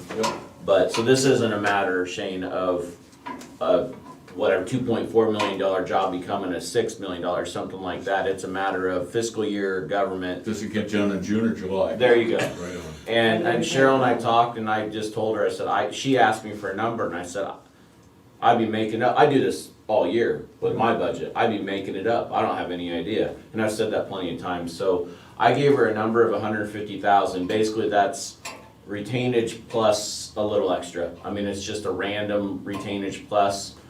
Odds of there only being retainage plus left in July are probably pretty slim, to be very honest with you. Even if the work's done, we might be holding on to a payment because we're not happy about it. Quality. Hello? Are you familiar with the term retainage? No.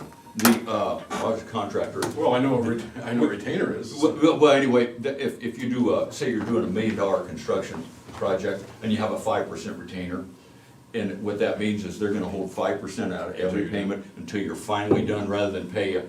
So in other words, they can walk through it and We still hold got a 3. little interest there. That's what we're holding is 3%. So every time we run a payment through, we withhold 3%. And that's financial motivation for a contractor to fix minor issues, I would call it. We got Mediapolis Road's a great example. The DOT came along and did an assessment on the project after the fact, found some minor stuff that bluntly we didn't catch. Probably should have caught, but we didn't.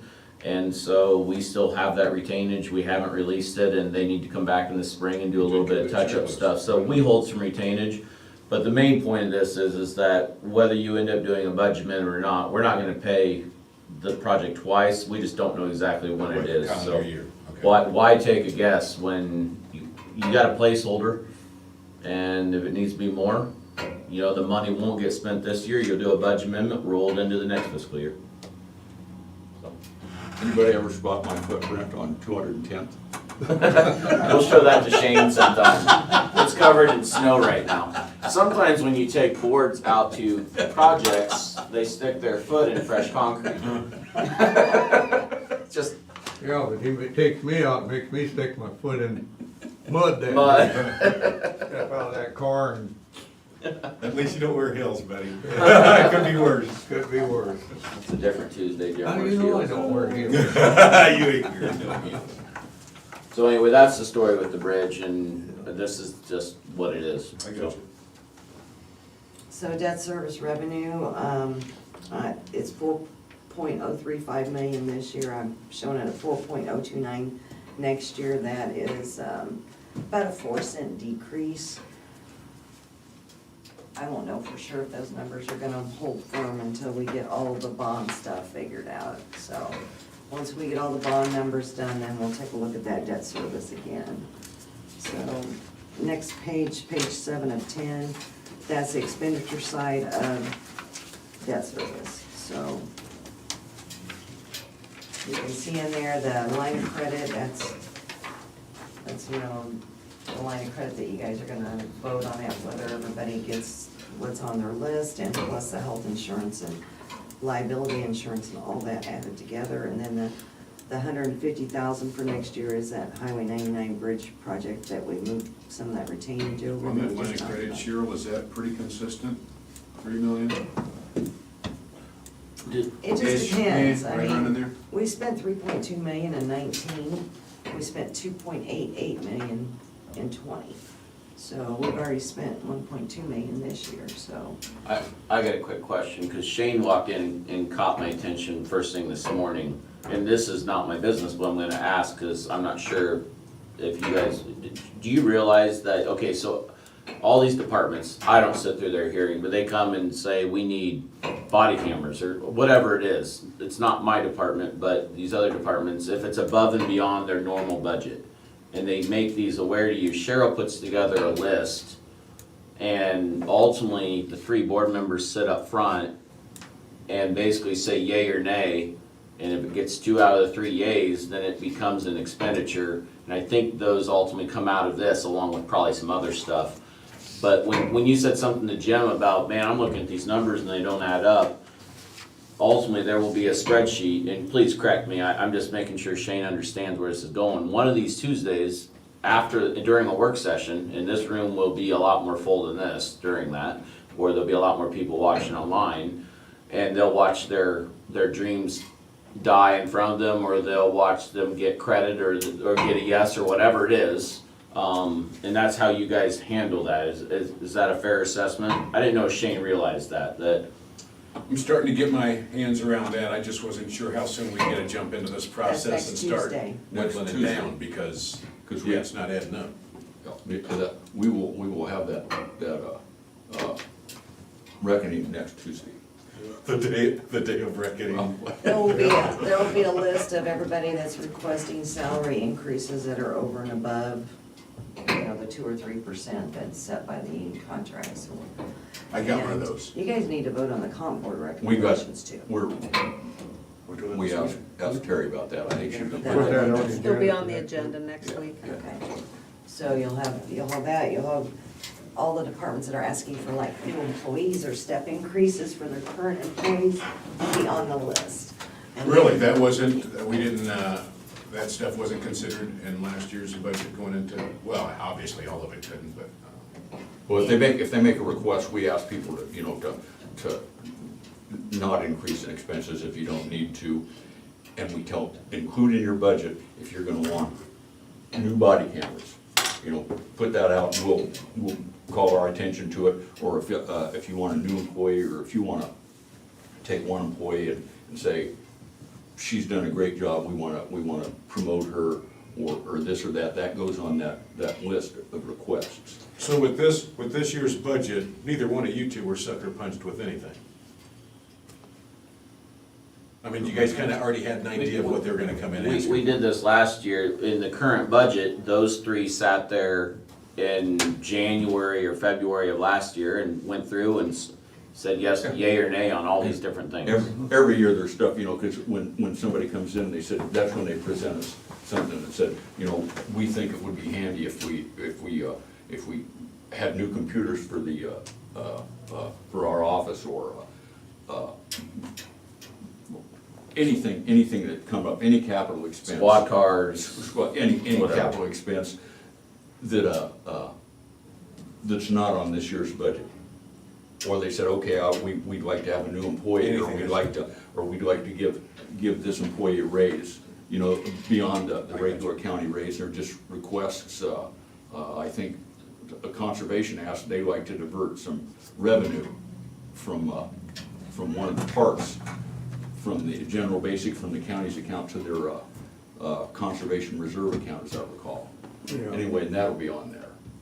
So how do you guys normally handle a situation like Colin just said? He said, you know, the Panasonics are going bad, my friends, a few more years, so how do we normally, or how do you guys normally look at a situation like that? Because obviously we don't want. Colin will be looking at something to replace them with, and then he'll make a recommendation to us and what the cost is gonna be, and 2 out of 3 people agree with it, it's done. Something kind of larger like that, I try to get a couple options and weigh the pros and cons. Yeah, no, I know all that, I'm just saying. And some departments, the sheriff's got a list of, you know, cars, they said cars X, Y, Z, or 15, 16, and 17, you know, we anticipate they'll have X number of miles on them in 2023, and cars 17, 19, and 20 will have X number of miles on them, and something we would be looking at trading them off so you can get a little look into the future. The answer to your question is that you have mostly really good department heads. And unless something falls out of the sky, I think we had an elevator issue, or there's been a couple random things that were just nowhere on the radar, and then that you gotta get creative in the middle of the budget year, but Generator. otherwise. The jail's generator. Yeah, otherwise, yeah, that's a great example. Otherwise, Colin will bring that to you during budget time, and you'll be looking at it. And so that's why it's pretty smooth sailing these days, Nobody's getting because left hooked, okay. this is all hashed out right now, so that for the next 12 months, hopefully 18 months, it's budget-wise, it's smooth sailing, until, again, for my example, until you total a truck, or something like that. Now, that doesn't, I come to the board, it doesn't impact Cheryl and everything else, because I handle that in my budget, but things do happen. Right. Probably more so for a department like a sheriff's office, or maybe something, server fries for Colin. It's probably more likely something like that to happen than Terry to have something truly just out of nowhere happen, because she sees a presidential election coming, so then that's more expensive. So. Give you an example, we had a department that she thought she was worth 28% increase in her salary, you know, and that had, we got, nobody gets 20, 25, 28, 23%. You sit down and. All right. Okay, All right. so that basically is all of non-departmental. It's still a work in progress. It changes sometimes hourly. It is getting better though. We're getting closer on most of our numbers. I gave you a new balances by fund report. You will see so many of these before the budget is done that you'll be Does sitting. that include what's on this? Yes. Okay. I redid this morning. Okay, thank you. So we are, you know, right now, with what's on here, you're looking at a 60-cent increase in the tax levy, with still a negative ending fund balance for general supplemental. So we will be working on supplemental very soon, like tomorrow. So we'll skip over that, and important dates. This was off the presentation that I did at the kickoff meeting. February 9th, we have to set the total maximum property tax dollars It's next that Tuesday, will be the, sent off on the phone, next Tuesday, Tuesday Friday, that next is Friday the to the second. papers. This was new last year. It's just another state requirement that is supposed to make it more visible for the public to see tax increases, because it's not tax levies as much as it is tax dollars. And instead of the papers always writing about the tax levy, it's actually gonna draw their attention to, are the property tax dollars going up? So that was the purpose of Senate File 634, so. And it gives the public a chance, you know, it has some wording in there that says that they can appeal the budget and all kinds of stuff that was never really easy to find for the public before, so. Anyway, next Tuesday, you guys will be in a work session deciding what stays and what goes. We should have the health insurance rates before then, which will give us a better understanding of where we're at with a general supplemental. And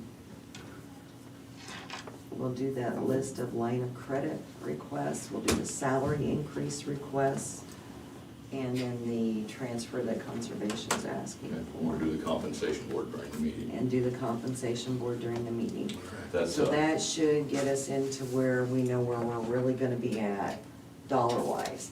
So then we will have, Them hard numbers. we gotta look at those levy rates and determine what maximum levy rates you want published. So we'll hit that on February 9th. It'll go to the paper on the 12th, and really at that point, budgeting is almost over. Because you can only go down on your levy rates, after that you can't go up. So we gotta get those numbers pretty firmed up by then. And then on March 2nd, we'll adopt that Senate File 634 resolution, and we'll set the public hearing date for the proposed budget as March 23rd. So on March 5th, I'll send the actual state software budget, county budget to the paper, the notice of public hearing, and then on March 23rd, you guys will hopefully approve the new budget, and we'll be done with another year. So, yay. yay.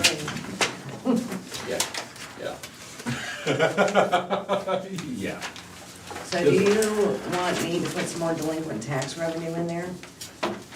Yeah, if you want, if I you. think if- we're gonna, if you want- know, we're looking at about 17,000 in general basic, 4,400 in mental health, 3,000 rural services, and $10,000 in debt service. Yeah, yeah, I'll add that. I would do that, and I would, go ahead, you guys have, I take don't that have, 34 cents off the rural. yeah, I don't have a problem with it. This is because the governor pushed them taxes back on not having tax sales and delinquent taxes, and that's what all this Oh, is. when they, well, Yeah. they postponed the Yeah. deadline on the taxes for, Mm-hmm. I don't know how long, for several months.